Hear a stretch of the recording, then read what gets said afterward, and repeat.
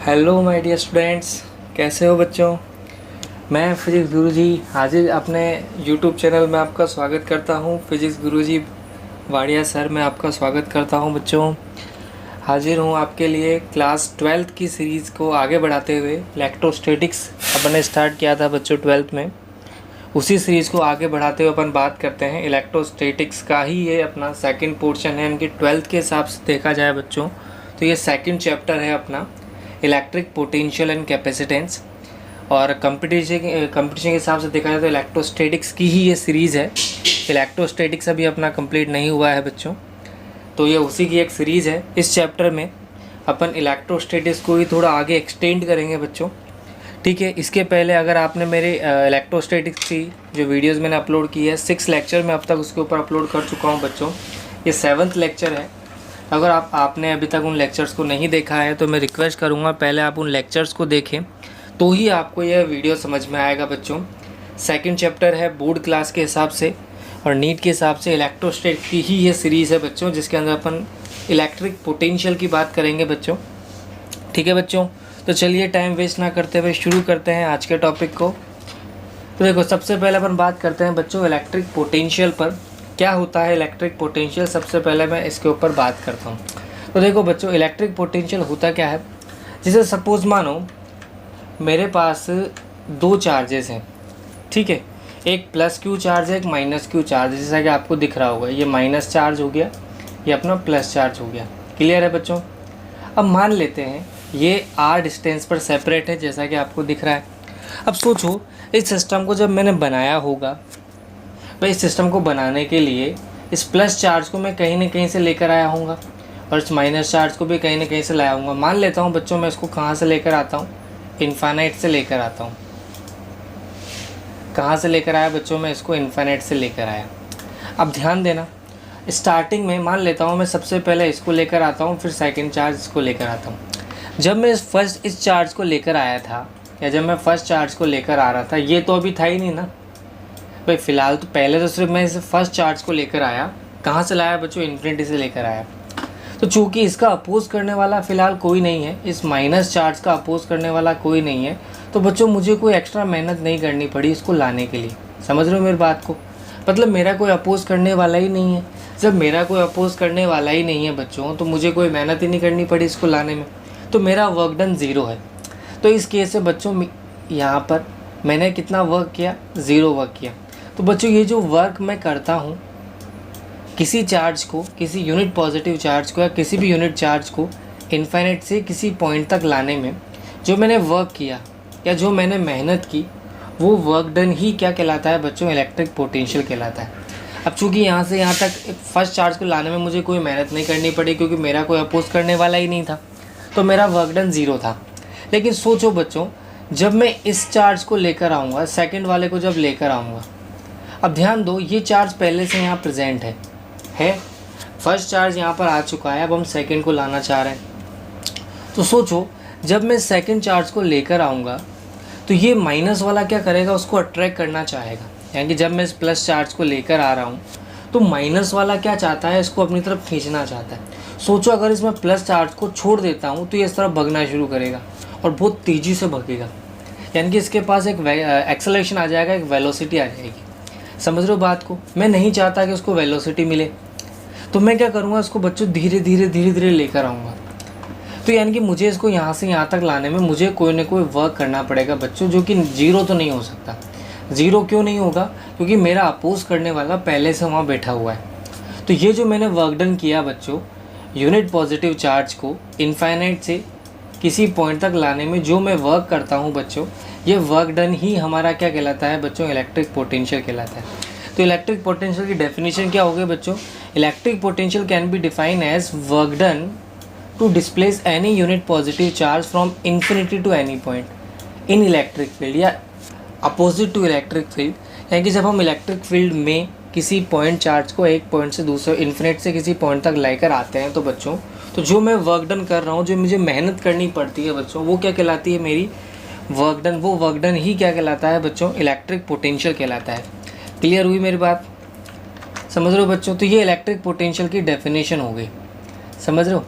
तो अपने को क्या हुआ भाई, यहाँ से जब मैं इन्फिनिटी से इसको लेकर आया तो इस टाइम पर अपोजिशन नहीं था इसका, तो वर्क डन 0 था। तो बच्चों यहाँ पर इसका पोटेंशियल भी कितना हो गया बच्चों, 0 हो गया।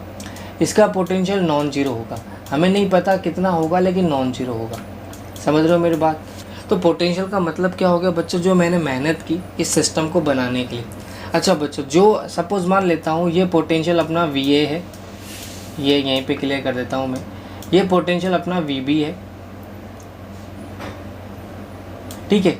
तो इन दोनों का जो डिफरेंस होता है बच्चों, वो हमारा कहलाता है पोटेंशियल डिफरेंस। क्या कहलाता है बच्चों? Potential difference. और जो मैंने वर्क किया है सिस्टम को बनाने के लिए, वो सिस्टम की एनर्जी की फॉर्म में सेव हो जाता है बच्चों, जिसे हम आगे पोटेंशियल एनर्जी कहेंगे। उसकी बात हम अगले लेक्चर में करेंगे, फ़िलहाल मैं उसके ऊपर नहीं जा रहा। तो फिलहाल सिर्फ हमें पोटेंशियल का मतलब समझना है, ठीक है बच्चों। पोटेंशियल को एक्सप्लेन कैसे करेंगे, इसका फॉर्मूला क्या होता है बच्चों, work done on per unit charge. कैसे डिफाइन करते हैं इसको, work done on per unit charge is termed as, तो ये हमारा W/Q हमारा क्या हो जाएगा बच्चों, इलेक्ट्रिक पोटेंशियल हो जाएगा। ये इसका फॉर्मूला है, ठीक है। अच्छा देखो यहाँ पे अब एक बात यहाँ पर ध्यान देना बच्चों, जब मैंने फॉर्मूला लिखा है इसका, तो वर्क डन को हम क्या लिख सकते हैं, फोर्स इनटू डिस्प्लेसमेंट लिख सकते हैं बच्चों। तो देखो यहाँ पे वर्क डन की जगह मैं वर्क डन का फॉर्मूला लिख देता हूँ। ये हमारा फोर्स, ये हमारा डिस्प्लेसमेंट अपॉन ये हमारा चार्ज। अब ध्यान दो बच्चों, F/Q क्या बनता है हमारा, क्या इलेक्ट्रिक फील्ड होता है, तो इसको मैंने इलेक्ट्रिक फील्ड लिख दिया। और ये डिस्प्लेसमेंट था, R डिस्प्लेसमेंट जो था, इसको मैंने dr कह दिया। मतलब क्या हुआ, जब मैं इसको इन्फिनिटी से लेकर आ रहा था, तो मैं एक साथ पूरी डिस्टेंस ना लेकर आकर मैं छोटी छोटी डिस्टेंस लेकर आता हूँ, बिल्कुल मामूली मामूली सा, थोड़ा थोड़ा सा इसको खिसकाते हुए लेकर आता हूँ। यानी कि ऐसा नहीं है एकदम से नहीं लेके आना, क्योंकि अगर मैं इसको छोड़ दूंगा बच्चों, जब मैं प्लस चार्ज को लेकर आ रहा था, तो माइनस क्या कर रहा है, उसको अपनी तरफ खींचना चाहता है। अगर मैं प्लस चार्ज को छोड़ दूंगा तो माइनस तरफ भगना शुरू करेगा, क्योंकि दोनों के बीच में प्यार है, दोनों एक दूसरे तरफ अट्रैक्ट हो रहे हैं। तो हम क्या कर रहे हैं बच्चों, थोड़ा थोड़ा डिस्प्लेसमेंट में कर रहा हूँ, तो इसलिए मैंने यहाँ पर dr कर दिया। कंप्लीट इंटीग्रेट कर देंगे, इंटीग्रेशन करने के बाद मुझे क्या मिल जाएगा बच्चों, कंप्लीट पोटेंशियल मिल जाएगा। अब ध्यान दो बच्चों, यहाँ पर मैंने माइनस साइन लगाया है।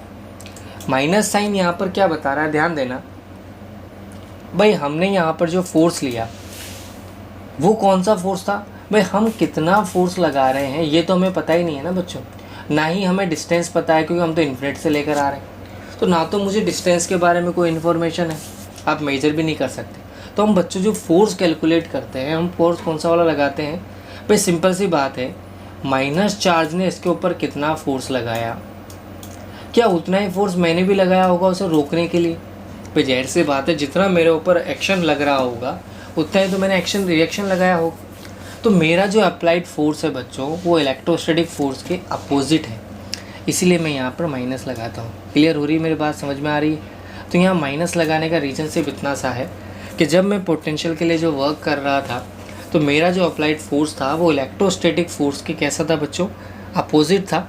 इसीलिए मैंने साइन क्या लगा दिया, आगे माइनस साइन लगा दिया। अब बच्चों ये रिलेशन जो है ये मेरे लिए बहुत काम का रिलेशन है। अच्छा बच्चों, मैं एक और चीज़ आपको पहले क्लियर कर दूँ इस टॉपिक को शुरू करने से पहले। इस टॉपिक में अपने को इंटीग्रेशन और डिफरेंशिएशन की नॉलेज होनी चाहिए, ठीक है। इंटीग्रेशन और डिफरेंशिएशन अपने को आने चाहिए, तो भी अपन इसके न्यूमेरिकल्स कर सकते हैं। अच्छे क्वेश्चन बनते हैं बच्चों इसके ऊपर, और बहुत अच्छे अच्छे क्वेश्चन इसके ऊपर बनते हैं। तो अपने को उसके लिए न्यूमेरिकल प्रैक्टिस अपने को करनी पड़ेगी, ठीक है। तो इंटीग्रेशन और डिफरेंशिएशन अपने को करना है। सिंपल इंटीग्रेशन जो यहाँ पर यूज़ होगा वो मैं क्लियर कर देता हूँ पहले। जैसे मैं डिफरेंशिएशन की बात करता हूँ, तो अपने पास एक फॉर्मूला तो अपने को याद रखना है। अगर हम x की पावर n हमें दी गई है, तो इसका डिफरेंशिएशन हो जाएगा x की पावर n-1। ये फॉर्मूला हो जाएगा अपने को। एक तो ये फॉर्मूला हमें ध्यान रखना है। फ़िलहाल तो इसी फॉर्मूले से अपने को काम चल जाएगा, ठीक है। इसी से देखो, अगर अपन सपोज मानो dx/dx दिया हुआ है, तो इसका वैल्यू कितना हो जाएगा, मतलब x का डिफरेंशिएशन कितना हो जाएगा बच्चों, 1 हो जाएगा। अगर यहाँ पर x² होता है तो ये 2x हो जाएगा, 2x की पावर n-1। तो x² है तो डिफरेंशिएशन कितना हो जाएगा बच्चों, 2x हो जाएगा। x है तो 1 हो जाएगा। और अगर कोई कांस्टेंट टर्म हमें दी गई है 1, 3, 4, 5, तो उसका डिफरेंशिएशन 0 होता है। पहला फॉर्मूला तो हमें ये ध्यान रखना है।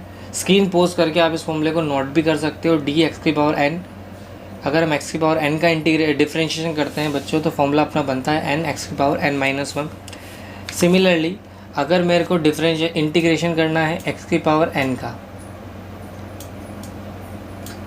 अगर मैं इसका इंटीग्रेशन करता हूँ बच्चों तो ये बनता है अपना एक्स की power n plus one upon n plus one. ये फॉर्मूला अपना काम आएगा। ये दो फॉर्मूले ध्यान रखना बस, फिलहाल तो इस फॉर्मूले से अपना काम चल जाएगा। जब इसका यूज़ होगा तब मैं इसको क्लियर भी करा दूंगा आपको, पर फिलहाल इतना बात तो अपने को ध्यान रखनी है। ठीक है बच्चों, तो चलिए आगे बढ़ते हैं। तो ये अपना इलेक्ट्रिक पोटेंशियल की डेफिनेशन हो गई कि जब भी हम कोई सिस्टम बनाते हैं तो अपने आप कोई सिस्टम नहीं बनता बच्चों, बनाना पड़ता है, हमें वर्क डन करना पड़ता है। और जो चार्जेस को लाने के लिए जो हमने वर्क डन किया वही क्या कहलाता है बच्चों, हमारा इलेक्ट्रिक पोटेंशियल कहलाता है। अच्छा, इसकी एसआई यूनिट क्या हो जाएगी बच्चों, जूल पर कुलाम। वर्क डन की यूनिट हो जाएगी जूल, चार्ज की यूनिट हो जाएगी कुलाम। डायमेंशन फॉर्मूला इसका क्या हो जाएगा बच्चों, डायमेंशन फॉर्मूला ध्यान रहे बहुत काम का फॉर्मूला है, पूछा जाता है। ठीक है, जैसे रजिस्टर की बहुत बार, एक बार नीट के एग्जाम में रेजिस्टेंस की डायमेंशन पूछ ली जाती है ना, कैपेसिटेंस की डायमेंशन पूछ ली जाती है। बहुत बार डायमेंशन रिलेटेड क्वेश्चन बनते हैं, इस वजह से हमें इसकी डायमेंशन को याद रखना ज़रूरी है। कैसे बना यह फॉर्मूला, मैंने वर्क की जगह वर्क की डायमेंशन रख दी, मैं यहाँ बना लेता हूँ। वर्क की जगह मैंने वर्क की डायमेंशन रख दी m1 L2 T माइनस 2, और चार्ज की जगह मैंने चार्ज की रख दी A1 T1। अब इसको सॉल्व करोगे तो ये ऊपर जाएगा, तो m1 L2 T की पावर माइनस वन, और ये ऊपर जाएगा तो माइनस वन हो जाएगा, तो माइनस का 3 हो गया, ए की पावर माइनस वन हो गया। स्केलर क्वांटिटी है बच्चों, ये कैसी क्वांटिटी है, याद करो जब अपन इलेक्ट्रोस्टैटिक शुरू किया था तो वहाँ पर मैंने कहा था कि इलेक्ट्रिक फील्ड को 3 तरह से रिप्रेजेंट कर सकते हैं, electric field intensity, electric field lines और इलेक्ट्रिक पोटेंशियल, जो कि एक स्केलर फॉर्म है बच्चों। ये स्केलर फॉर्म है, इसका फ़ायदा क्या है अभी आपको आगे के समझ में आएगा इसका फ़ायदा क्या होता है। तो चलिए आगे बढ़ते हैं। ये चीज़ अपने को ध्यान रखनी है। सबसे पहले फॉर्मूला ध्यान रहे, माइनस साइन आता है। अब देखो जैसे मुझे इलेक्ट्रिक पोटेंशियल की कैलकुलेशन करनी है, अब जनरली हमारे पास फॉर्मूला जो है वो हो जाएगा बच्चों v integration e dot d r minus time. अगर हम इसको लिखना चाहें तो v is equal to e dot d भी लिख सकते हैं। ठीक है, अब देखो इसका फॉर्मूला कैसे बनाना है हमें, यानी कि जो भी हमारी वैल्यू आएगी वो माइनस में आएगी। ध्यान रहे ये जो वैल्यू है ये माइनस में है। ठीक है, देखो अब ये सपोज मानो मुझे एक पॉइंट चार्ज का इलेक्ट्रिक पोटेंशियल कैलकुलेट करना है। ये मेरे पास पॉइंट चार्ज है Q, जैसा कि आपको दिख रहा होगा। इससे किसी पॉइंट डिस्टेंस r डिस्टेंस पर सिचुएटेड किसी पॉइंट P पर मुझे इलेक्ट्रिक पोटेंशियल कैलकुलेट करना है। जैसा काम हमने कुलाम्स लॉ से किया था वही चीज़ करनी है बच्चों, कुछ नया नहीं करना, वही काम करना है। तो यहाँ पर इलेक्ट्रिक फील्ड की वैल्यू अगर मैं निकालना चाहूँ बच्चों तो इलेक्ट्रिक फील्ड कितना आ जाएगा मेरा, देखो KQ/R आ जाएगा। KQ/R² हमारा इलेक्ट्रिक फील्ड होता है। कैलकुलेट कर चुके हैं अपन, पहले अपन कैलकुलेट कर चुके हैं बच्चों इसको, इसीलिए मैं कह रहा हूँ पहले आपको इसके फर्स्ट चैप्टर आपको क्लियर होना ज़रूरी है, तो ही आपको ये चैप्टर समझ में आएगा बच्चों, क्योंकि इसमें अपने को न्यूमेरिकल करने हैं। टोटली न्यूमेरिकल चैप्टर है बच्चों ये, तो जब तक आपको फर्स्ट चैप्टर क्लियर नहीं होगा तब तक आप इस चैप्टर को नहीं समझ सकते। ठीक है, तो इलेक्ट्रिक फील्ड कितना हो गया बच्चों, KQ/R² हो गया। अब हमारा जो फॉर्मूला होता है integration e dot d are होता है, तो मैंने ई की जगह देखो बच्चों ई की वैल्यू रख दी। अब देखो माइनस टाइम है, डी आर की जगह डी आर रख दी। कहाँ से लेकर आ रहा हूँ बच्चों में, इन्फाइनाइट से लेकर आ रहा हूँ, किसी डिस्टेंस तक लेकर आया था, आर तक लेकर आया था। ठीक है, अब जब आप इसको सॉल्व करोगे, ध्यान देना बच्चों यहाँ पर जो मैं आपको कैलकुलेशन करके बता रहा हूँ अच्छे से, ताकि आपको अगर किसी बच्चे को डिफरेंशिएशन इंटीग्रेशन नहीं आते होंगे तो भी उसको भी समझ में आ जाएगा। देखो बच्चों कैसे करना है, KQ को मैंने बाहर निकाल लिया, अंदर कितना बचा अपने पास बच्चों, इंटीग्रेशन बचा 1/r² dr।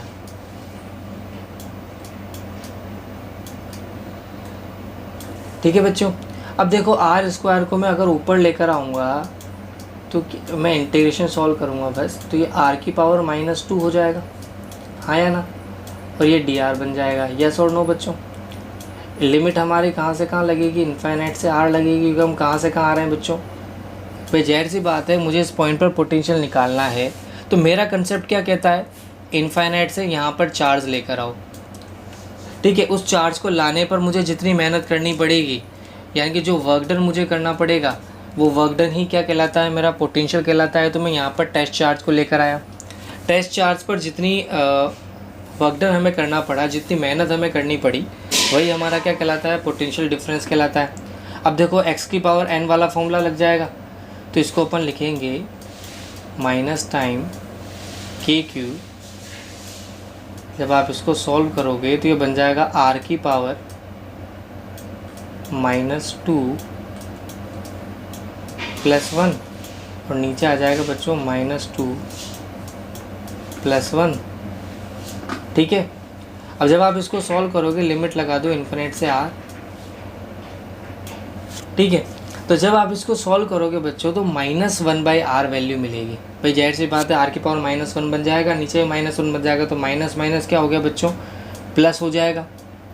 समझ रहे हो भाई, जब आप इसको सॉल्व करेंगे तो ये बन जाएगा r की पावर -1 यानी कि 1/r, और ये माइनस यहाँ पे है ही।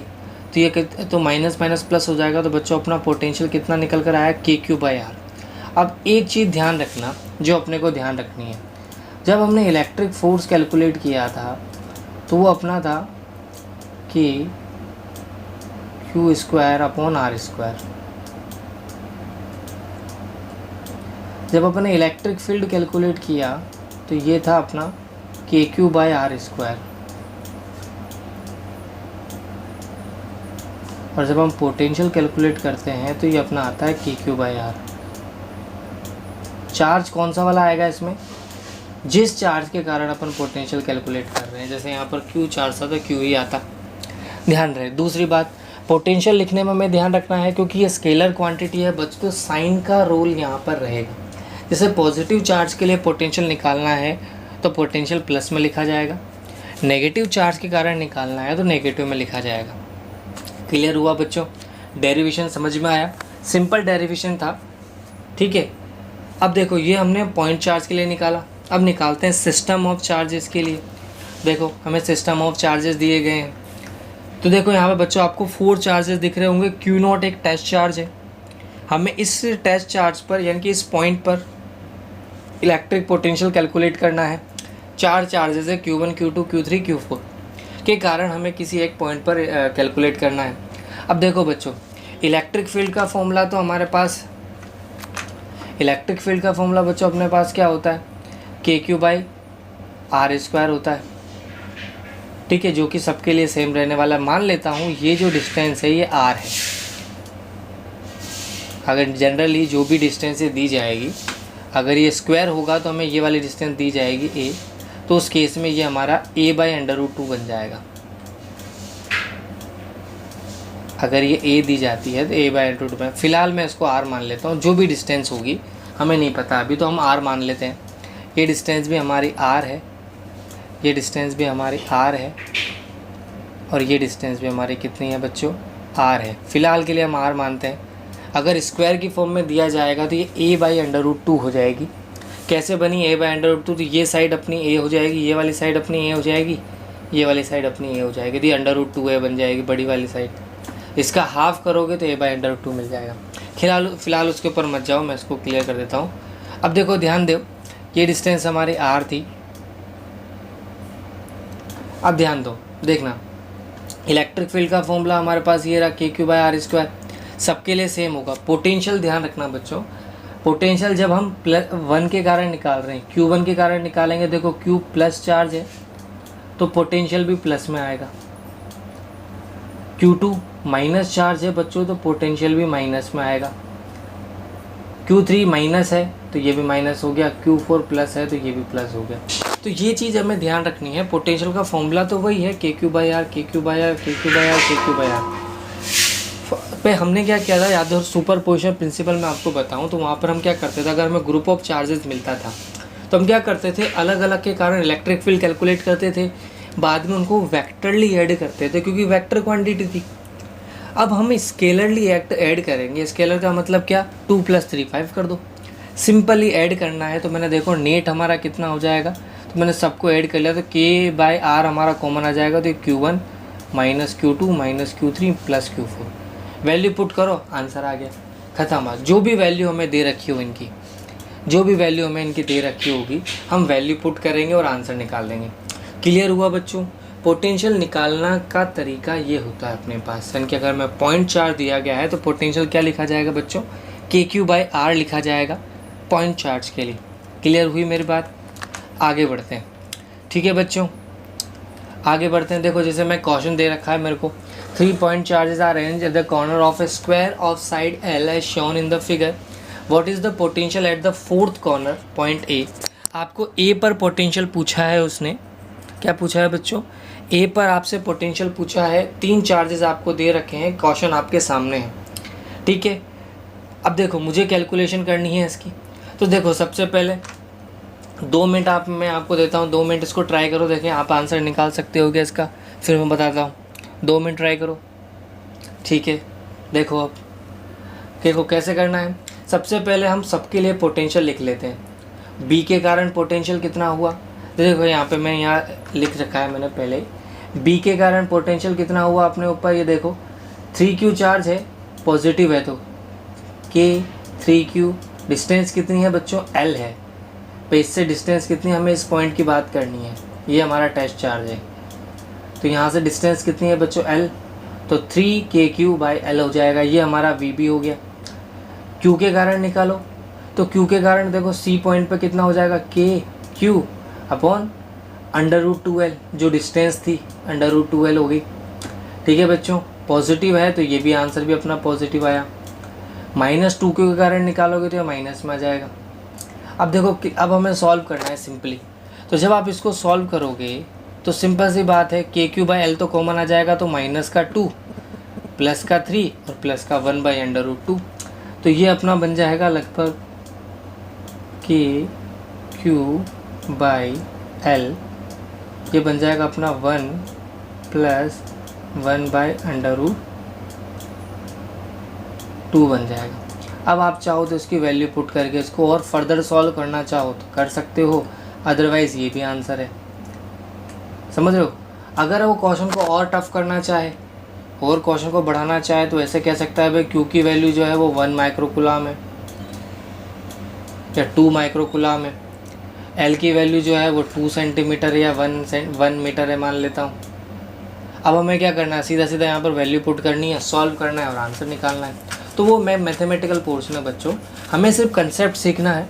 कंसेप्ट क्या कहता है कि अगर हमें इलेक्ट्रिक फील्ड कैलकुलेट करना आता है, इलेक्ट्रिक फील्ड आता है, तो हमें पोटेंशियल भी आना चाहिए। 3 फॉर्मूले ध्यान रखना बच्चों जो मैंने स्टार्टिंग बताए थे।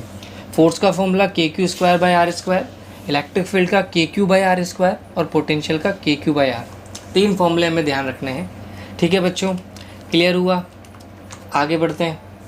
इसके बाद देखो नेक्स्ट क्वेश्चन, आपके सामने 2 चार्जेस दिए गए हैं।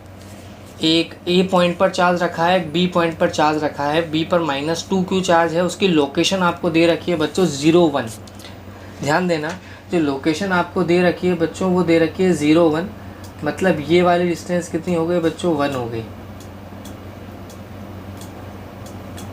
मीटर में ले लेते हैं, ठीक है। और ये वाली डिस्टेंस, इसके लोकेशन A के लोकेशन पे हमें दे रखी है 1, 0, तो ये भी अपना 1 हो जाएगा, मतलब हमें डिस्टेंस दे रखी है। क्लियर हुई मेरी बात? अब ध्यान दो, हमसे क्या पूछा है, located axis from the origin, electric potential at the origin. हमें ओरिजिन पर इलेक्ट्रिक पोटेंशियल पूछा है। 2 मिनट में आपको देता हूँ, ट्राई करो इसको भी सेम उस तरह से जो आपने कंसेप्ट सीखा है बच्चों, उसी को अप्लाई करो और इसका आंसर निकालो। 2 मिनट स्क्रीन पोज करके ट्राई करो उसको, फिर मैं बताता हूँ। ठीक है, देखो आ जाओ सॉल्व करते हैं इसको।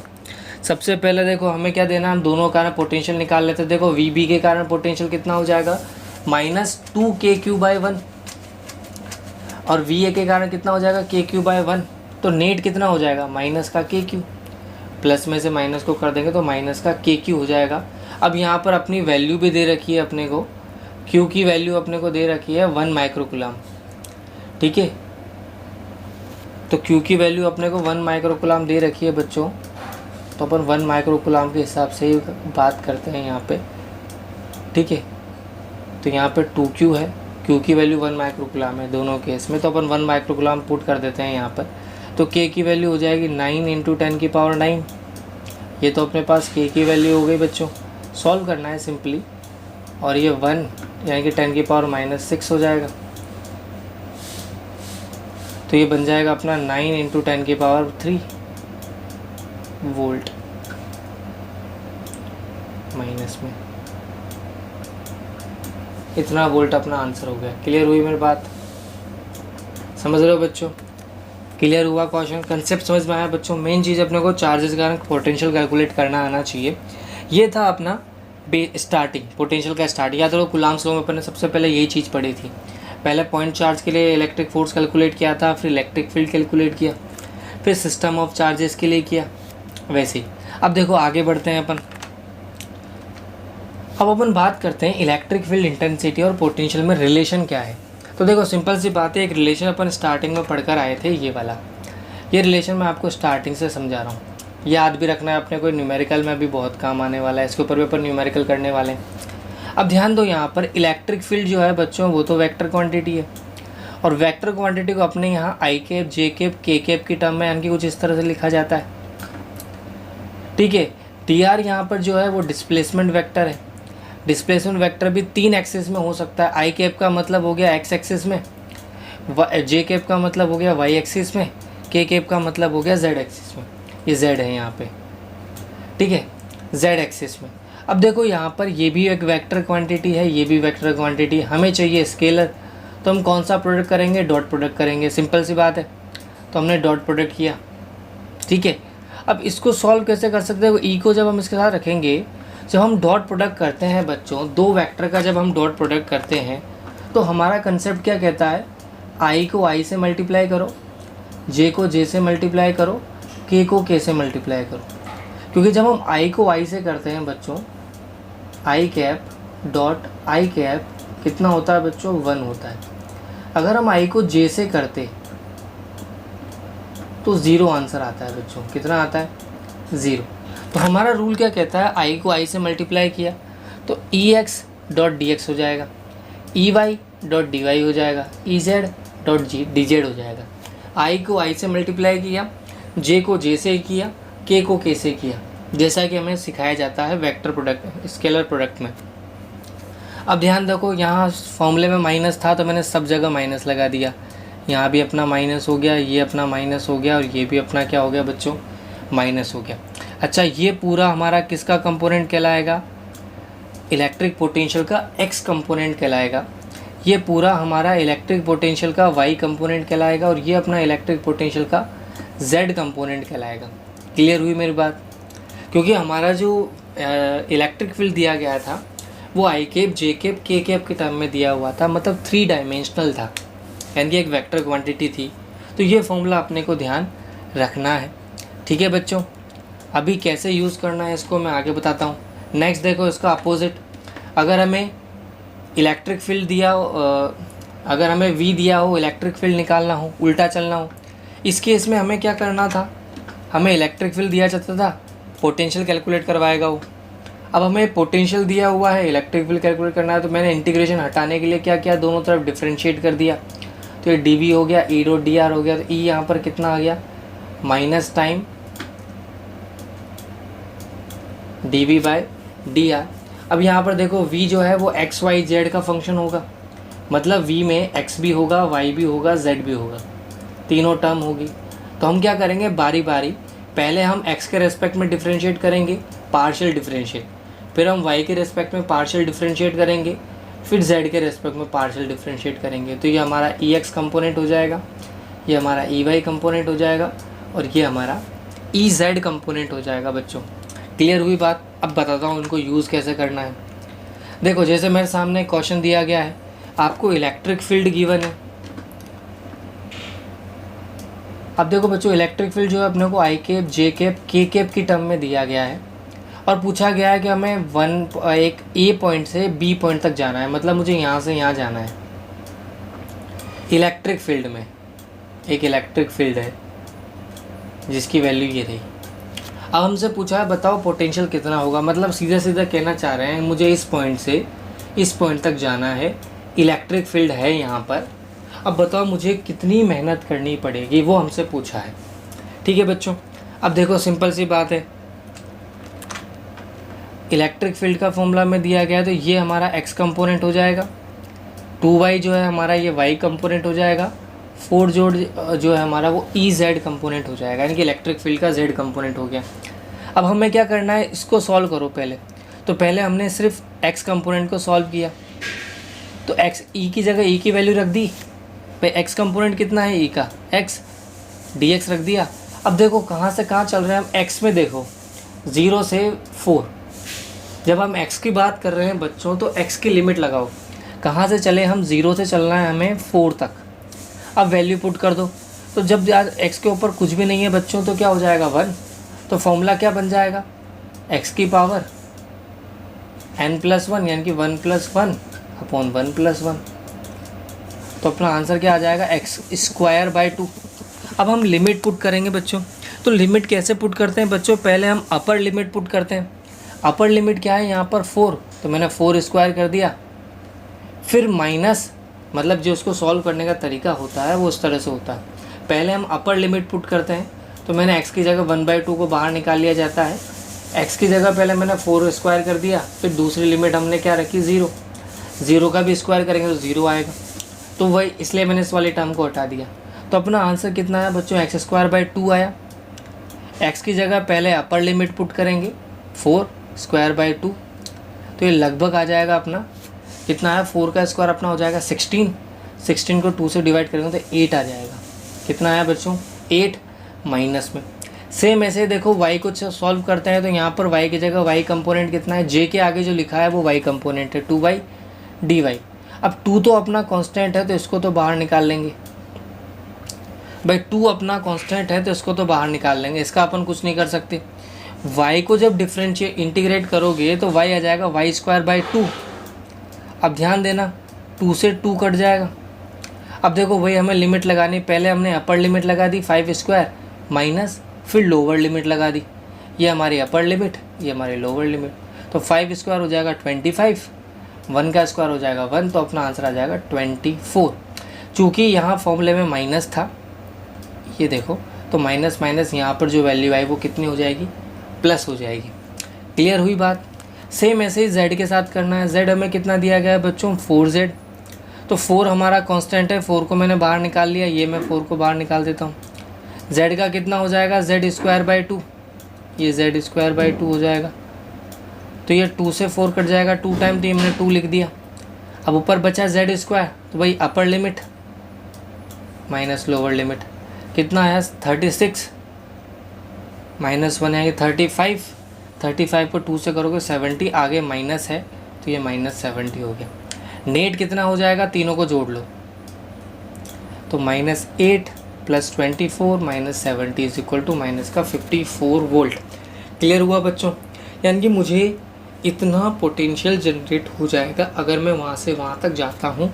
तो तरीका समझ में आया बच्चों, आपको फॉर्मूले को कैसे यूज़ करना है उसको समझो। पहले हम x कंपोनेंट को सॉल्व करेंगे, फिर y को करेंगे, फिर z को करेंगे। बस हमें डिफरेंशिएशन और इंटीग्रेशन हमें आना चाहिए बच्चों। अगर हमें ये नहीं आएगा तो दिक्कत आएगी। ठीक है बच्चों, इसलिए बस इस बात को ध्यान रखना। और अगर किसी 12th वाले बच्चे को, मैं पहले बता दूँ, अगर किसी 12th वाले बच्चे को इंटीग्रेशन और डिफरेंशिएशन में प्रॉब्लम है तो आप मुझे कमेंट बॉक्स में बताएं, तो मैं क्या एक लेक्चर आपकी बेसिक मैथ के ऊपर बना दूँगा, जिससे क्या आपको ये दिक्कत आपकी नहीं आएगी। ठीक है, नीट वाला बच्चा हो, कोई भी हो, अगर आपको दिक्कत आती है इंटीग्रेशन डिफरेंशिएशन में तो आप मुझे कमेंट बॉक्स में बता दें कि सर मुझे बेसिक वेक्टर की क्लास चाहिए, तो मैं बेसिक वेक्टर पर भी एक क्लास तैयार कर दूंगा आपकी। ठीक है बच्चों, जिसमें अपन को addition, subtraction, multiplication, basic math जो भी अपनी होगी उसके ऊपर मैं क्लास तैयार कर दूंगा आपकी। तो ठीक है बच्चों, तो मुझे बताना ज़रूर। आगे बढ़ते हैं, सेम एक और क्वेश्चन करते हैं इस तरह का। देखो सेम वही क्वेश्चन है, 2 मिनट आप इसको ट्राई करो, फिर मैं बताता हूँ आपको। देखो आ जाओ, अपन देखते हैं, इसको सॉल्व करते हैं। हमारे पास ई वेक्टर हमें दिया गया है 3x² - 2y + z। 1 1 1 से हमें 2 2 2 पे जाना है। ठीक है बच्चों, ए से बी तक हमें मूव करना है। अब देखो कैसे करना है, वही तरीका है हमारा। सबसे पहले हम x को सॉल्व करते हैं, तो ई एक्स की जगह मैंने ई एक्स की वैल्यू रख दी। 3 हमारा बाहर चला जाएगा बच्चों, तो ये मैंने 3 को बाहर रख दिया। x² का करोगे तो कितना बन जाएगा, x³/3 बनेगा, तो 3 से 3 कट जाएगा भाई। जब हम इसको सॉल्व करेंगे, इधर देखो, यहाँ कर देता हूँ मैं, तो 3 हमारा ऐसा कैसा, ये हमारा हो जाएगा x³/3। तो क्यूब से 3 से 3 कट जाएगा, तो एक्स क्यूब में लिमिट रखनी है। पहले हमने अपर लिमिट रखी 2 का क्यूब -1, 2 का क्यूब कितना हो जाएगा 8, 1 का क्यूब हो जाएगा 1, तो 8 - 1 7, आगे माइनस था तो मैंने भी माइनस लगा दिया। क्लियर हुई बात। ऐसे ही y को सॉल्व करते हैं 2y, तो 2 तो बाहर आ जाएगा, y का कितना हो जाएगा बच्चों y² 2, 1 + 1 अपॉन 1 + 1, उससे 2 कट जाएगा, तो ये लिमिट लगा देंगे, पहले अपर लिमिट फिर लोअर लिमिट, तो 2 का स्क्वायर 4 - 1 3। अब चूंकि ये पहले से माइनस में दिया हुआ है तो माइनस माइनस प्लस हो जाएगा। z के साथ करेंगे तो z² 2 होगा, कितना हो जाएगा बच्चों, जब आप इसको सॉल्व करोगे तो ये बनेगा अपना z² 2 बनेगा ये, ठीक है, z² 2 बनेगा। अब हमें लिमिट लगानी है, तो यहाँ पर 4 - 1 यानी लगभग ये 3/2 बनेगा, 2 लगाना रहेगा, तो इसमें 3/2 बनेगा। अब हमें करना क्या है, सिंपली इसको सॉल्व करना है, तो ये बनेगा -7 +3 और ये -3/2। अब इसको सॉल्व कर लो, जो भी आंसर होगा वो आ जाएगा अपना आंसर। क्लियर हुई मेरी बात। तो हमें बस सिंपल इंटीग्रेशन हमें ध्यान रखना है, ये हमारा क्वेश्चन करने का तरीका था। बच्चों इस पैटर्न पे नीट पे अक्सर क्वेश्चन बने हैं, इसलिए आपको इस तरीके की स्पेशल प्रैक्टिस करनी है। क्लियर हुई मेरी बात। तो तरीका समझ में आया बच्चों। अब ये था जब हमें इलेक्ट्रिक फील्ड दिया हो, पोटेंशियल पूछा जाए, हमें इलेक्ट्रिक फील्ड दिया हुआ हो, पोटेंशियल पूछा जाए तो हम इस तरह से करेंगे।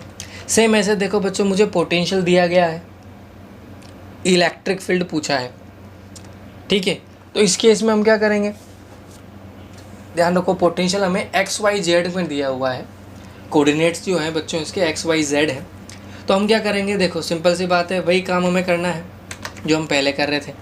हमारा फॉर्मूला ये हो जाएगा, ये हमारा फॉर्मूला हो जाएगा उस केस में। अब ये हमारा v का x कंपोनेंट है, ex नहीं है, ये vx है, सॉरी सही है ex ही है। ये हमारा e का x कंपोनेंट है, ये हमारा e का y कंपोनेंट है, ये हमारा e का z कंपोनेंट। अब देखो हम यहाँ पर हमने पोटेंशियल रख दिया। जब हम x के साथ करेंगे, क्योंकि बच्चों जब आप इन सबको करोगे, ध्यान रखो पूरे v को हमें यहाँ पुट करना है। जब आप इस पूरे v को यहाँ पुट करोगे, अब ध्यान दो इस पूरे v में y कहाँ आ रहा है वो सॉल्व करो, ठीक है। देखो यहाँ पर हम इसको सॉल्व करते हैं। अब देखो यहाँ पर पहले वाली टर्म में y आ रहा है, सॉरी x आ रहा है। जब हम x के साथ कर रहे हैं तो पूरी टर्म हम यहाँ रखते हैं, तो इसमें x आ रहा है या नहीं। एक मिनट रुको, मैं इसको आपको सॉल्व करके बताता हूँ अच्छे से। देखो जब हम इसको सॉल्व करेंगे, मैं सबसे पहले ex कैलकुलेट करता हूँ अपना, एक बता देता हूँ आपको, बाकी उससे समझ में आ जाएगा। देखो जब हम ex कैलकुलेट करेंगे तो मैंने यहाँ पर पार्शियल डिफरेंशिएशन किया x के रिस्पेक्ट में। पूरा फॉर्मूला ऐसा कैसा लिखना है अपने को, x² y minus 2yz plus zx, ठीक है, ये अपने पूरा फॉर्मूला। अब देखो इसमें फर्स्ट वाली टर्म में देखो x कहाँ आ रहा है, यहाँ पर x आ रहा है, यहाँ पर x आ रहा है, इसमें x नहीं है, यानी कि बीच वाली टर्म में x नहीं है, तो इसका कोई रोल नहीं है। जब आप इसको सॉल्व करोगे तो अपना बन जाएगा x² का बन जाएगा 2x और y का बन जाएगा, y तो खैर इंटीग्रेट डिफरेंशिएट होगा ही नहीं। इसमें करोगे तो ये बन जाएगा प्लस का z, x का हो जाएगा 1 भाई, dx/dx कितना हो गया 1 हो गया। तो यहाँ पर अब अपने को XYZ के, अब यहाँ पर इनकी जगह 1 पुट करना है। तो जब आप x की जगह 1 और y की जगह 1 और z की जगह 1 पुट करोगे तो ये बन जाएगा 2 + 1 यानी कि 3। क्लियर हुई बात। तो हमारा इलेक्ट्रिक फील्ड कितना निकल कर आया -3, ये x कंपोनेंट आया। सेम ऐसा ही जब मैं y के साथ करूँगा तो इस तीनों में ढूंढेंगे। जब मैं y के साथ करूँगा तो मैं इसमें ढूंढूंगा y किसके में आ रहा है, तो y इसमें है और इसमें है।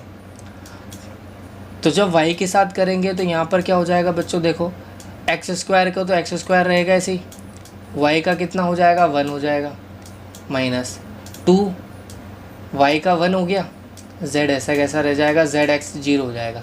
अब यहाँ पर x की जगह 1 पुट करो, z की जगह 1 पुट करो, तो ये हो जाएगा 1 - 2 यानी कि लगभग माइनस माइनस यानी कि प्लस का 1 आ जाएगा। तो ये पूरी टर्म कितनी आई -1, बाहर फॉर्मूले का माइनस लगाएंगे तो +1 हो जाएगा। क्लियर हो रही बात। ऐसे ही जब z के साथ करेंगे तो इसमें भी z है, इसमें भी z है, तो इसके साथ करोगे तो ये हो जाएगा 2y, z हट जाएगा, इसके साथ करोगे तो x हो जाएगा, तो यहाँ पर जाएगा 2 माइनस का और ये प्लस का x यानी कि 1 यानी कि लगभग माइनस का 2 यानी कि उसमें प्लस 1 आया। क्लियर हुई बात? तो अपने को क्लियर करने का तरीका ये था, देखो यहाँ पर जब हम इसको करेंगे तो यहाँ पर देखो 2xy हो गया, यहाँ पर ये अपना 2xy हो गया आई कैप। अब देखो इसके साथ x में और कौन था, इसमें भी x था, तो यहाँ पर प्लस z हो जाएगा, z का मतलब यहाँ पर प्लस z हो जाएगा, यानी कि इसको भी 1 कह देंगे अपन। क्या कह देंगे बच्चों? 1, तो ये प्लस 1 की जगह 2 प्लस 1 की जगह यानी कि बन जाएगा लगभग माइनस का 3 आई कैप। ये हमारा आई वेक्टर बना।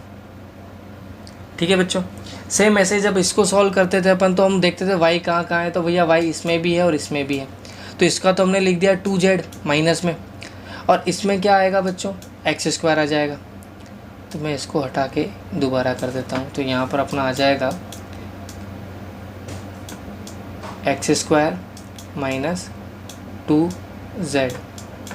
वैल्यू पुट कर दो, बाहर माइनस लगा देंगे, तो वैल्यू पुट करेंगे तो यहाँ बन जाएगा -1 का स्क्वायर यानी कि 1 और ये माइनस का 2 यानी कि लगभग आ जाएगा माइनस माइनस यानी कि प्लस का 1 यानी कि प्लस का j कैप हो जाएगा। सेम ऐसे इसके साथ करेंगे, देखो कि z कहाँ कहाँ है, इसमें है, इसमें है, z है, तो एक तो अपना हो जाएगा k कैप और ये अपना हो जाएगा माइनस का 2y, तो ये हो जाएगा अपना देखो माइनस का 2y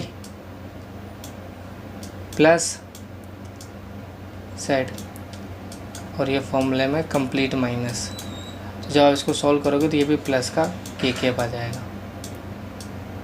तो अपना आंसर बन जाएगा -3i cap plus j cap plus k cap.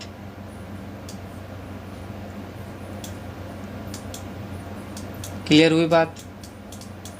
तो ये अपने क्वेश्चन करने का तरीका होता था, यानी कि अपने जो भी फॉर्मूला हमें दिया जाता है उसमें हम ये देखते हैं कि x किस किस टर्म में है। एक और क्वेश्चन से मैं आपको क्लियर कराता हूँ, देखो हाँ अलग है। जैसे ये क्वेश्चन आपको दिया गया है, अब ध्यान देना यहाँ पे, इसको अपन सॉल्व करते हैं। कैसे सॉल्व करना है? देखो सिंपल सी बात है, हमें जो v दिया गया है वो दिया गया है x² y z plus 2y z plus zx², ये हमें दिया गया है। अब ध्यान देना, हमारा तरीका क्या कहता है, जब हम इसको सॉल्व करते हैं यानी कि जब हम x के साथ जब हम ex कैलकुलेट करेंगे तो इसमें देखो x कहाँ कहाँ आ रहा है, तो आप कहोगे सर x यहाँ पर भी है और x यहाँ पर भी है, इसमें x नहीं है तो इसका फ़िलहाल कोई रोल नहीं। अब देखो जब आप इसको सॉल्व करोगे तो x² का कितना हो जाएगा? 2x हो जाएगा, y z ऐसा कैसा रहेगा प्लस यहाँ पर x² का कितना हो जाएगा? 2x हो जाएगा, z ऐसा कैसा रहेगा। अब क्या करो, इनकी जगह वैल्यू 1 पुट कर दो, सबकी जगह 1 पुट कर दो, तीनों वैल्यू कितनी है अपने पास? 1 1 1 है। x की जगह 1 पुट कर देंगे, y की जगह 1, z की जगह 1, तो 1 1, तो अपना हो जाएगा 2 + 2 यानी कि लगभग कितना आ जाएगा? 4। साइन माइनस लगा देंगे, फॉर्मूले का माइनस जो लगता है, तो ये हमारा हो जाएगा ex। सेम ऐसे देखो हमें y निकालना है, y निकालना है तो देखो कैसे करेंगे, y ढूंढो, पहली टर्म में भी y है, दूसरी टर्म में भी y है, तो जब पहली टर्म को आप इंटीग्रेट करोगे तो देखो सिर्फ y को डिफ्रेंशिएट करो, बाकी सबको सेम रहने दो, तो x² हमारा ऐसा कैसा रहेगा? y की जगह डिफ्रेंशिएट करेंगे तो 1 हो जाएगा और z की जगह z, ठीक है, प्लस सेकंड वाले में भी 2, y की जगह 1 हो जाएगा, z की जगह z, वैल्यू पुट कर दो, दोनों की जगह 1 पुट कर दो, तो 1 का स्क्वायर 1, z की जगह 1, तो 1 + 2 हो जाएगा अपना 3, फॉर्मूले का माइनस लग जाएगा, तो ये माइनस का 3 j कैप हो जाएगा। समझ में आ रही बात? डिफ्रेंशिएट करना है अपने को बस, और कुछ नहीं करना। ऐसे ही z के साथ करो, तो मैच करो, z कहाँ आ रहा है अपने पास? z इसमें भी है, इसमें भी है, इसमें भी है, तीनों में z है भाई। तो पहले वाले के साथ करोगे तो z के ऊपर पावर 1 है, तो ये बन जाएगा अपना x² y, फिर ये बन जाएगा अपने पास 2y और फिर ये बन जाएगा अपने पास एक्स स्क्वायर 1 2 1, तो ये बन जाएगा 2 2 4 यानी कि माइनस का 4 के कैप। तीनों को सॉल्व कर दो, तीनों को ऐड कर देंगे तो ये अपना आंसर बन जाएगा। क्लियर हुई बात? तो सॉल्व करने का तरीका क्या कहता है, सिर्फ ये तरीका है, आप पूरे कोएफिशिएंट में देखो x कहाँ कहाँ आ रहा है, उसको डिफरेंशिएट कर दो, बाकी सबको सेम रहना दो, बाद में x y z की वैल्यू पुट कर दो, आंसर आ जाएगा। ठीक है, ये हमारा सॉल्व करने का तरीका था। क्लियर हुई बात? ठीक है, अब देखो अपन कंडक्टिंग स्फीयर की बात करते हैं, इलेक्ट्रिक फील्ड कैलकुलेट करते हैं कंडक्टिंग स्फीयर के लिए। ठीक है बच्चों, देखो हमें कंडक्टिंग स्फीयर, अब देखो बच्चों यहाँ पर 3 कंडीशन बनती थी जैसे कि अपने वहाँ बनता था। ध्यान रहे बच्चों, यहाँ पर कंडक्टिंग स्फीयर जो है वो जो है यहाँ पर सॉलिड भी हो सकता है, होलो भी हो सकता है, दोनों के लिए चीज़ें सेम होती है, सॉलिड हो या होलो हो। अब इलेक्ट्रिक फील्ड की अगर मैं बात करूँ तो कंडक्टिंग स्फीयर के इलेक्ट्रिक फील्ड अगर मैं आउटसाइड की बात करूँ, ए पॉइंट यानी कि आउटसाइड हो, तो हमारा जो इलेक्ट्रिक फील्ड होता है KQ/D² होता था, कैलकुलेट कर चुके अपन गॉस थ्योरम से। इनसाइड इलेक्ट्रिक फील्ड जो होता था बच्चों वो 0 होता था यहाँ पर, क्योंकि अंदर की तरफ कोई चार्ज है ही नहीं, तो इलेक्ट्रिक फील्ड जो है अंदर वो 0 होता था। क्लियर हुई बात? आउटसाइड अगर मैं सरफेस की बात करूँ बच्चों, C पॉइंट पर बात करूँ तो KQ/R² होता था। R क्या थी बच्चों? उसकी रेडियस। ठीक है, ये 3 फॉर्मूले हम पढ़कर आ चुके हैं। अब सेम देखो, अगर हम पोटेंशियल कैलकुलेट करें तो यहाँ तो पोटेंशियल सेम आ जाएगा, कोई दिक्कत वाली बात नहीं है, इधर भी सेम हो जाएगा, कोई दिक्कत वाली बात नहीं है, यानी कि हमें A और C पॉइंट पर तो पोटेंशियल निकालने में कोई दिक्कत नहीं होने वाली। अच्छा, एक और बात ध्यान रखो, इनसाइड इलेक्ट्रिक फील्ड 0 है बट पोटेंशियल 0 नहीं होगा, ये ध्यान रखना। इनसाइड इलेक्ट्रिक फील्ड 0 होने पर पोटेंशियल 0 नहीं होगा। क्यों नहीं होगा बच्चों, उसका रीज़न समझो। देखो सिंपल सी बात है, चार्ज सरफेस पर है, हमें B पॉइंट पर पोटेंशियल निकालने का मतलब क्या हुआ बच्चों, इनफाइनाइट से B पॉइंट तक मैं किसी चार्ज को लेकर आ रहा हूँ। अब ध्यान देना, जब मैं इनफाइनाइट से चार्ज को लेकर आऊँगा तो पहले मुझे सरफेस तक तो लाना पड़ेगा ना यार, यानी कि मैं पहले इनफाइनाइट से R तक उसको लेकर आऊँगा, हाँ या ना? तो इसको यहाँ से यहाँ तक लाने में तो मुझे मेहनत करनी पड़ रही है, कितनी? इतनी मेहनत करनी पड़ रही है जितना सरफेस पर पोटेंशियल है। तो जब मैं चार्ज को अंदर लेकर जाऊंगा तो अंदर ले जाने से पहले मुझे उसे सरफेस तक तो लाना पड़ेगा ना बच्चों, उसके बाद ही तो अंदर जाएगा। तो जितना वर्क डन मैं कर, भाई इतना कार्य तो मैं कर चुका हूँ ना पहले ही, इतना वर्क तो मैंने कर दिया, तो इतना पोटेंशियल तो मेरे पास रहेगा ही रहेगा। हाँ, बस यहाँ से अंदर जाने में मुझे कोई एक्स्ट्रा मेहनत नहीं करनी पड़ेगी क्योंकि अंदर इलेक्ट्रिक फील्ड नहीं है।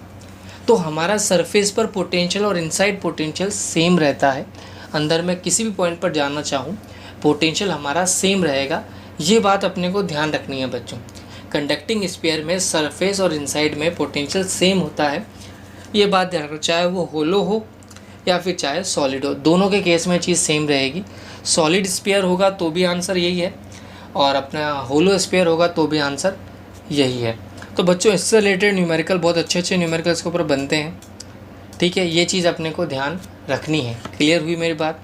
तो सरफेस पर और इनसाइड पोटेंशियल अपना सेम रहता है।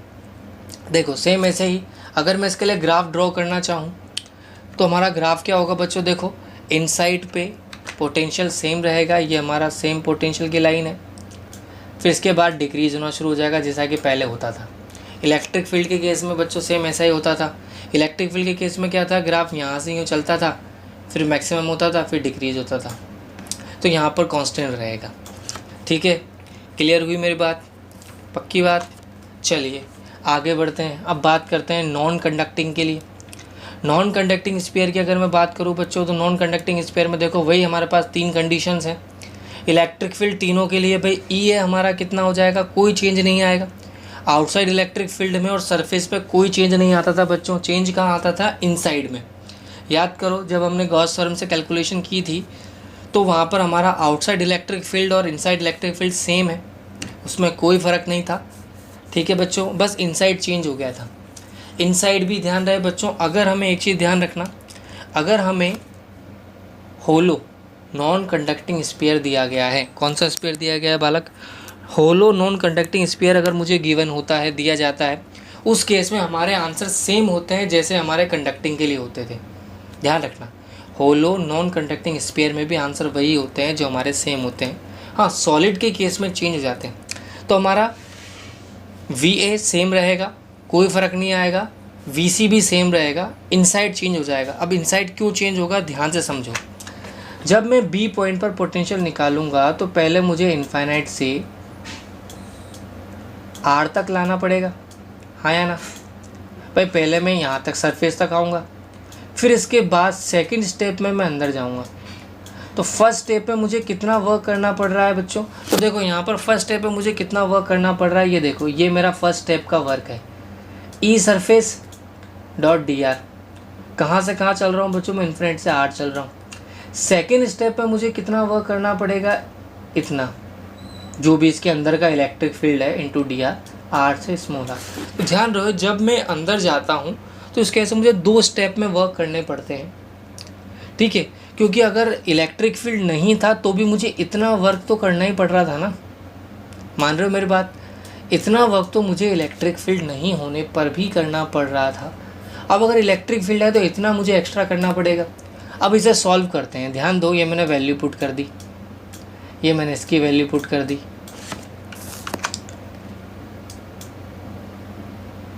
ठीक है बच्चों।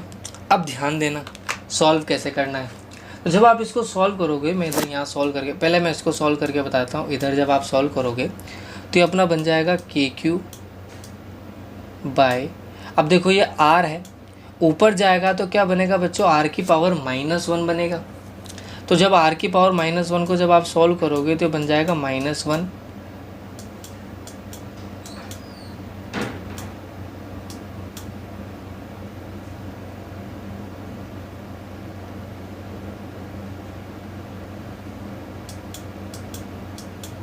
ठीक है बच्चों। तो ये जरा लगभग आपका बनेगा, लॉग में जाएगा ये 1/, हाँ एक मिनट, ये R² है, सॉरी, ये R² है, इलेक्ट्रिक फील्ड है बच्चों, R² में होगा तो ये ऊपर जाएगा तो -2 बन जाएगा, ये -2 हो जाएगा। तो ये 1/R बना माइनस में, तो कितना बना बच्चों, ये माइनस का 1/R बना। वैल्यू पुट करते हैं, माइनस इन्फिनिट से R वैल्यू पुट करनी है।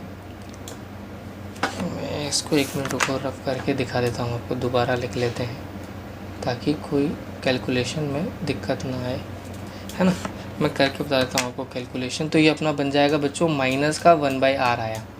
मैं अभी बाहर वाले माइनस की अपन बात नहीं कर रहे, मैं सिर्फ इसकी बात कर रहा हूँ। लिमिट हमारी कितनी से कहाँ रखनी है, इन्फिनिट से R। तो पहले हम अपर लिमिट रखते हैं, तो ये अपना बनता है KQ 1/R माइनस में, और ये माइनस माइनस प्लस हो जाएगा 1/∞। 1/∞ बच्चों कितना हो जाएगा, 1/0 होता है, तो ये 0 हो जाएगा लगभग। तो इसका तो रूल ख़त्म हो गया। तो ये अपनी वैल्यू कितनी निकल कर आती है, जब आप इसको सॉल्व करोगे तो ये वैल्यू निकल कर आई, इस वाले की वैल्यू निकल कर आई बच्चों KQ/R।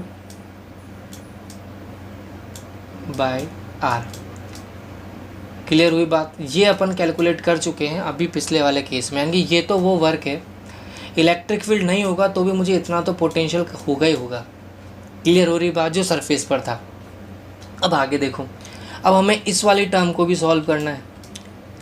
अब देखो, जब इस वाली टर्म को सॉल्व करोगे तो हमारा KQ/R³ जो है ये तो कांस्टेंट है, ठीक है। माइनस को हम बाद में पुट करेंगे। R/dr को जब आप इंटीग्रेट करोगे तो ये बनेगा अपना R²/2, यस और नो। इसमें लिमिट लगाएंगे हम R से स्मॉल r। अब हम जब आप वैल्यू पुट करोगे तो ये अपना बनेगा KQ/R³। यहाँ पर जब आप ये 2 को भी मैं बाहर निकाल देता हूँ तो ये बनेगा अपना, पहले अपर लिमिट रखेंगे तो R² माइनस R²। क्लियर हो रही है बात। ये अपने पास बनेगा, इसको इससे भी मल्टीप्लाई कर सकते हैं, इसको इससे मल्टीप्लाई कर सकते हैं, जो कटेगा। अब इन दोनों को सॉल्व करना है अपने को, और ये अपना आंसर हो जाएगा। लास्ट जो आंसर बनेगा वो अपना ये बनने वाला है, क्लियर हो रही बात है। अपन को जनरली इसको सॉल्व करना है, तो हमने जनरली इसको सॉल्व किया, इसको सॉल्व किया, और जो अपना फाइनल आंसर है वो ये हो। तो ध्यान रहे बच्चों, नॉन कंडक्टिंग स्फीयर के केस में, सॉलिड नॉन कंडक्टिंग स्फीयर के केस में स्पेशली हमें दो स्टेप में पोटेंशियल कैलकुलेट करना पड़ता है। पहले हम चार्ज को सरफेस तक लेकर आएंगे, स्टेप फर्स्ट। ये वो पोटेंशियल है जो हमें तब भी होगा जब हमारे पास इलेक्ट्रिक फील्ड नहीं होगा, तब भी हमें इतना तो करना ही पड़ेगा। सेकेंड स्टेप में हम अंदर की साइड जा रहे हैं, तो अंदर वाला इलेक्ट्रिक फील्ड काम आएगा, जो नेट पोटेंशियल है वो हमारा ये होने वाला है।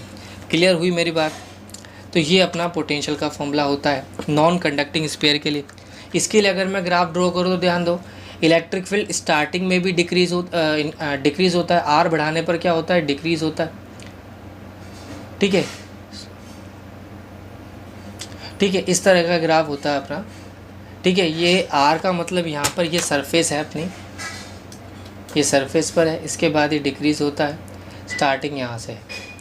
ठीक है बच्चों, सेंटर पर ये ध्यान रखें, सेंटर पर इलेक्ट्रिक फील्ड कितना होता है, इलेक्ट्रिक पोटेंशियल कितना होता है, तो ये होता है नॉन कंडक्टिंग स्फीयर के सेंटर पे इलेक्ट्रिक पोटेंशियल कितना होता है बच्चों, फॉर्मूला ध्यान रहे, ये अपने पास इलेक्ट्रिक पोटेंशियल होता है एट द सेंटर। ठीक है, पूछा जा सकता है। ठीक है बच्चों, आगे बढ़ते हैं। अब देखो, इसके बाद अपन बात करते हैं इलेक्ट्रिक डाइपोल के लिए इलेक्ट्रिक पोटेंशियल कैसे कैलकुलेट करना है अपने को। तो अपन वो सारी चीज़, देखो बच्चों, अगर आप ध्यान से देखो तो अपन वो सारी चीज़ें रिपीट कर रहे हैं जो अपन ने इलेक्ट्रिक फील्ड में की थी। इलेक्ट्रिक फील्ड में अपन ने ये सारे काम किए थे, वही सारी चीज़ों के लिए हम इलेक्ट्रिक पोटेंशियल भी कैलकुलेट कर रहे हैं। इसलिए मैंने पहले स्टार्टिंग में कहा था, पहले अपने को वो चैप्टर क्लियर होना चाहिए, तो ही अपने को ये चैप्टर समझ में आएगा। ये पूरा न्यूमेरिकल चैप्टर है बच्चों, और इस पर अच्छे अच्छे क्वेश्चन बने हैं नीट में। मैं लास्ट में, चैप्टर के लास्ट में आपके उसको क्वेश्चन डिस्कस कराऊंगा नीट वाले, तो इसमें बहुत अच्छे क्वेश्चन बनते हैं बच्चों, और बच्चों को दिक्कत भी इसी में आती है, स्पेशली बायो वाले बच्चों के लिए बहुत प्रॉब्लम क्रिएट करता है ये। ठीक है, तो चलिए इलेक्ट्रिक पोटेंशियल कैलकुलेट करते हैं डाइपोल के लिए। अब देखो, आपको एक डाइपोल दिख रहा होगा, plus Q charge minus Q charge. ठीक है, मैं एक जनरल फॉर्मूला बना रहा हूँ, इससे हम एक्सिस के लिए भी कैलकुलेट कर लेंगे और इक्वेटर के लिए भी कर लेंगे। अब हमने क्या किया, मान लेते हैं इस डायग्राम में P पॉइंट पे हमें इलेक्ट्रिक फील्ड कैलकुलेट करना है। इस P पॉइंट पर मुझे इलेक्ट्रिक पोटेंशियल कैलकुलेट करना है, जो कि ब्लू वाले से R2 डिस्टेंस पर है और इससे R1 डिस्टेंस पर है। क्लियर हो रही है मेरी बात? इससे R2 डिस्टेंस पर है, इससे R1 डिस्टेंस पर है, और जो हमारा सेंटर से जो डिस्टेंस है वो हमारी R है। अब हमें डाइपोल के केस में हमने एक बात देखी थी कि जो भी डिस्टेंस हमें मेजर की जाती है वो हमेशा सेंटर से मेजर की जाती है, जो कि O है यहाँ पे। ठीक है, इसका डाइपोल मोमेंट कितना है, मान लेते हैं P इसका डाइपोल मोमेंट है। अब ध्यान देना, हमने क्या कहा, हमने कोई पॉइंट P लिया है, कितने एंगल पर है वो, थीटा एंगल पर है। कितने एंगल पर है वो, थीटा एंगल पर है, ये थीटा एंगल पर वो है। अब ध्यान देना, आपको साफ साफ दिख रहा होगा यार, ये वाली जो साइड है यार कि जो हमारा R2 है, दिख रहा होगा साफ, वो छोटा है R के रेस्पेक्ट में। दिख रहा है क्लियर? क्लियर दिख रहा हो? मैं इसको रब कर देता हूँ, आपको दिख जाएगा। देखो ऑटोमेटिक, आप खुद देखो, ये वाली साइड और ये वाली साइड में बड़ा कौन है, तो आप कहोगे सर R वेक्टर बड़ा है, दिख भी रहा है। कितना बड़ा है, तो हम क्या करते हैं बच्चों, उसके लिए मैं यहाँ से नॉर्मल ड्रॉ करता हूँ एक। जब मैं नॉर्मल ड्रॉ करता हूँ, ये जो नॉर्मल ड्रॉ करता हूँ, तो ये वाली जो साइड निकल कर आई, ये लगभग बराबर होती है R2 के। तो यानी कि कितना बड़ा है, ये इतना बड़ा है, मान लेते हैं इसको हम x मान लेते हैं। सिमिलरली अब देखो, मैं इसको कंपेयर करूं और इसको कंपेयर करूं, तो आप कहोगे सर ये वाली साइड बड़ी है, R1 बड़ा है, तो हम क्या करेंगे, यहाँ से हमने फिर परपेंडिकुलर ड्रॉ किया। परपेंडिकुलर ड्रॉ करने से क्या होगा, अब ये साइड और ये साइड बराबर हो गई। क्लियर हो रही है मेरी बात? तो हमें ये बात ध्यान रखनी है। अब हमारा रूल क्या कहता है, हमें इसकी वैल्यू निकालनी है x की। तो हमारे पास दो ट्राइंगल बने, एक तो ये वाला ट्राइंगल है और एक ये वाला ट्राइंगल है। दिख रहा है सबको? ये दो ट्राइंगल पे हमें फोकस करना है फिलहाल। क्लियर हो रही है मेरी बात? मैं दिखा देता हूँ। देखो, सबसे पहले हमने ट्राइंगल लिया है ASO। ASO का मतलब ऊपर वाला ट्राइंगल है, ये समझ लो बच्चों, ऊपर वाला ट्राइंगल है। ये हमारा A पॉइंट है, ये हमारा ओ पॉइंट है, ये हमारा एस पॉइंट है। अब देखो यहाँ पर ये थीटा है, थीटा हो गया एंगल, तो ये हमारा परपेंडिकुलर हो जाएगा, ये हमारा बेस हो जाएगा और ये हमारा एच हो जाएगा। हमें रिलेशन चाहिए इस और इसके, भाई ये तो हमें पता ही नहीं है ना, ये तो हमने ड्रॉ किया है, इसके बारे में तो हमें कोई इन्फॉर्मेशन ही नहीं है। बी और एच के बीच में हमें रिलेशन चाहिए, तो हम क्या लेंगे, कॉस। तो यहाँ से हमारा एक्स कितना आ जाएगा बच्चों, ए कॉस थीटा। एक्स कितना आ गया अपना, ए कॉस थीटा अपना एक्स आ गया। अब ध्यान दो, ये वाली साइड हमें मिल गई, ठीक है। हमें चाहिए थी R2, क्या चाहिए हमें, R2। R हमें पता है, X मैंने पता कर लिया, तो ये वाली साइड हमारी कितनी थी, R2 थी। तो ये पूरी साइड हमारी R है, ये X है, तो ये कितनी बची, R2 माइनस एक्स हो जाएगा। देखो तो R माइनस एक्स अपने पास कितना हो जाएगा, R2 वेक्टर। तो ये हमारे पास R2 वेक्टर मिल गया। क्लियर हुई बात। सिमिलरली अब इसे नीचे वाले ट्राइंगल की बात करता हूँ, इस वाले ट्राइंगल को ले रहे हैं। देखो ये थीटा है, तो ये हमारा परपेंडिकुलर हो जाएगा, ये हमारा बेस हो जाएगा, ये हमारा हाइपोथेसिस हो जाएगा। वही सिंपल सी बात है, एक्स हमारा ए कॉस थीटा बनेगा, कोई फ़र्क वाली बात है ही नहीं। इस बार देखो टोटल बात है, ये पूरी डिस्टेंस आर है, ये एक्स है, तो टोटल कितनी हो गई बच्चों, आर प्लस एक्स हो गई। ठीक है बच्चों,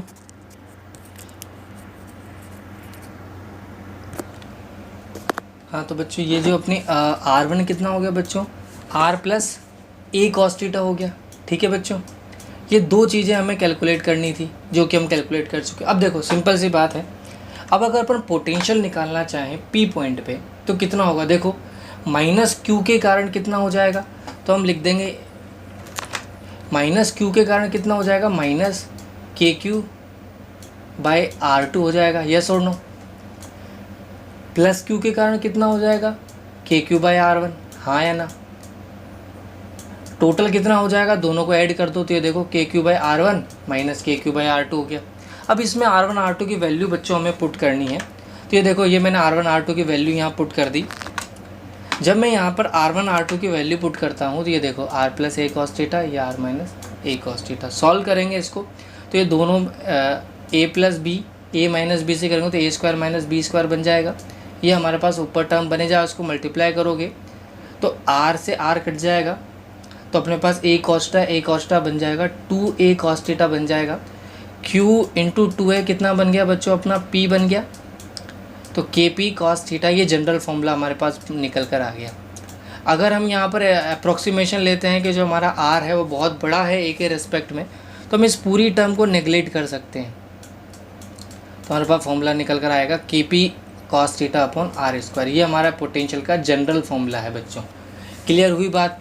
अब देखा जाए तो फिजिक्स तो अपनी यहाँ पर ही ख़त्म हो जाती है, ठीक है, बाकी तो मैथमेटिक्स है। क्लियर हुई बात। तो डाइपोल के लिए पोटेंशियल निकालना, इस तरह से हम डाइपोल के लिए पोटेंशियल कैलकुलेट करते हैं। अब देखो अगर मैं एक्सिस की बात करता हूँ तो एक्सिस के मतलब कितना हो गया बच्चों, थीटा कितना हो गया एक्सिस के केस में 0, तो कॉस 0 की वैल्यू कितनी होती है बच्चों 1, कॉस 0 की वैल्यू कितनी होती है 1, तो ये हमारे पास एक्सिस पे पोटेंशियल आ जाएगा। अच्छा cos 90 अगर मुझे निकालना हो तो अगर हम इक्वेटर की बात करेंगे तो 90 डिग्री हो जाएगा। cos 90 कितना होता है 0, तो इक्वेटर पे पोटेंशियल कितना हो जाएगा 0, और वो इक्वेटर पे पोटेंशियल वैसे भी 0 होगा। सोचो आप खुद ही, इक्वेटर यहाँ होता है तो जितनी डिस्टेंस ये होगी उतनी डिस्टेंस ये होगी, तो नेट कितना हो जाएगा 0। सिंपल सी बात है, ठीक है, क्योंकि एक प्लस है एक माइनस है, तो इक्वेटर पर वैसे भी पोटेंशियल 0 होता है और अपने फॉर्मूले से भी पोटेंशियल कितना आएगा 0 आएगा। क्लियर हुई मेरी बात। अब देखो सिंपल सी बात है, आपके सामने एक क्वेश्चन है, एक short dipole has dipole moment, आपको डायपोल मोमेंट दे रखा है 4 × 10⁻⁹। Find the following electric potential at the point distance 3 metre from the centre of dipole on axis line, यानी कि आपको वी एक्सिस कैलकुलेट करना है, ठीक है। आपको पी दिया हुआ है, के आपको पता है ही सही, और आपको डी भी दे रखा है, मतलब आपको एक्स भी दिया हुआ है उसने। पोटेंशियल डिफरेंस पूछा है, इक्वेटर लाइन पर तो 0 होगा, ये तो electric potential 3 centimetre 30 degree angle, ठीक है। ये बच्चों आपके लिए होमवर्क है, इसे आप ट्राई करोगे घर पे, ठीक है बच्चों, ये आपके लिए मैं होमवर्क दे के जा रहा हूँ, ठीक है। अब अपन आगे बढ़ते हैं, चैप्टर को आगे बढ़ाते हैं। ये अपना हो गया डाइपोल के केस में। अब ध्यान दो बच्चों, एक अपना न्यूमेरिकल बनता है इसके ऊपर, हमें कॉन्सेंट्रिक स्फीयर्स के लिए पोटेंशियल ड्रॉ कैलकुलेट करना है। जैसे मेरे पास एक कॉन्सेंट्रिक स्फीयर्स आपको दे रखे होंगे, 2 स्फीयर्स हमारे को दे रखे हैं। मान लेता हूँ ये हमारे पास स्फीयर P है और ये स्फीयर Q है। 2 कॉन्सेंट्रिक स्फीयर्स हमें दे रखा है। हमें A पॉइंट पर पोटेंशियल पूछा है और B पॉइंट पर पोटेंशियल पूछा है। बच्चों इसके ऊपर न्यूमेरिकल बहुत अच्छा बनता है और बहुत तरीके से पूछा जाता है। वॉन डी ग्राफ का प्रिंसिपल भी इस चीज़ के ऊपर बेस है, ध्यान से समझना बच्चों इसको। हमें पोटेंशियल कैलकुलेट करना है A पॉइंट पे। अब देखो सबसे पहले मैं A पॉइंट को नोटिस करता हूँ। तो A पॉइंट बच्चों कहाँ है? अगर मैं छोटे वाले की Q स्फीयर की बात करता हूँ, छोटे स्फीयर के रिस्पेक्ट में अगर मैं बात करूँ, तो क्या ये A पॉइंट छोटे स्फीयर के सरफेस पर है?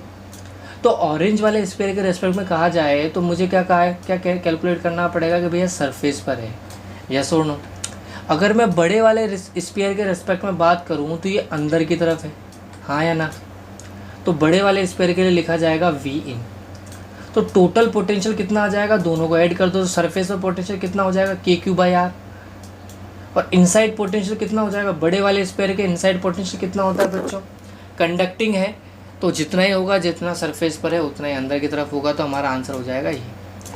क्लियर हो रही है मेरी बात, समझ में आया कंसेप्ट? तो जब भी हमें ऐसा दिया जाए, सेम ऐसा देखो B के साथ देखो, B पॉइंट कहाँ है? अगर हम छोटे वाले स्फीयर के रेस्पेक्ट में देखें तो बाहर की तरफ है, तो ऑरेंज वाले के लिए आउट हो गया। अगर मैं बड़े वाले स्फीयर के हिसाब से बात करूं तो सरफेस पर है, दोनों की वैल्यू पुट कर देंगे, ठीक है, हमारा आंसर हो जाएगा ये। अब देखो सिंपल सी बात है, VA हमेशा ग्रेटर होगा, VB हमेशा कम होगा। छोटे वाले स्फीयर पर पोटेंशियल हमेशा ज़्यादा होता है, ये ध्यान रखना। ये हायर पोटेंशियल पर होता है और ये लोअर पोटेंशियल पर होता है, ध्यान देना। अगर हम दोनों को कनेक्ट कर दें तो चार्ज यहाँ से यहाँ फ्लो होना शुरू कर देगा। हायर मतलब छोटे वाले स्फीयर से बड़े वाले स्फीयर पर चार्ज फ्लो करना शुरू कर देता है। यही बच्चों वॉन डी ग्राफ का प्रिंसिपल भी है। आगे चल के मैं इसको और इसके ऊपर चर्चा करेंगे अपन वॉन डी ग्राफ जनरेटर में, इसका मैं डीप में चर्चा करेंगे इसके ऊपर। फिलहाल इसको न्यूमेरिकल पर्पस से हमें ध्यान रखना है कि इसके ऊपर न्यूमेरिकल बन सकते हैं। क्लियर हो रही है बात बच्चों? तो ये अपने पास एक न्यूमेरिकल का टॉपिक था। लास्ट टॉपिक इस टॉपिक का वो है अपना बच्चों, वो है इक्वी पोटेंशियल सरफेस। नाम से पता लग रहा है, इक्वी का मतलब हो जाएगा बच्चों इक्वल, पोटेंशियल का मतलब हो जाएगा पोटेंशियल, यानी कि ऐसी सरफेस जिसके हर पॉइंट पर पोटेंशियल बराबर हो, क्या कहलाता है बच्चों? वो इक्वी पोटेंशियल सरफेस कहलाती है। समझ रहे हो? यानी कि ऐसी सरफेस ऐसी जिस पे हर पॉइंट पे पोटेंशियल बराबर हो। अब पोटेंशियल बराबर होने का मतलब क्या हुआ बच्चों? क्या पोटेंशियल किस पे डिपेंड करती है? चार्ज पे और डिस्टेंस पे। तो चार्ज तो चलो ठीक है सेम हो जाएगा, कोई प्रॉब्लम वाली बात नहीं है, लेकिन डिस्टेंस बराबर होगी तो ही तो पोटेंशियल सेम होगा ना। तो इसका मतलब अगर हम इक्वी पोटेंशियल सरफेस लेते हैं तो ये बच्चों कुछ वैसी ही है जैसे, याद करो आपने गॉसियन सरफेस पढ़ी थी, जैसा अपन गॉसियन सरफेस में पढ़कर आए थे, कुछ वैसा ही है, ठीक है बच्चों। अब अगर electric potential equi potential surface में ड्रॉ करता हूँ, अगर पॉइंट चार्ज के लिए मैं इक्वी पोटेंशियल सरफेस ड्रॉ करता हूँ बच्चों, तो इस तरह से होगी। ये जो रेड लाइन्स आपको दिखा रखी है ये इक्वी पोटेंशियल सरफेस है बच्चों।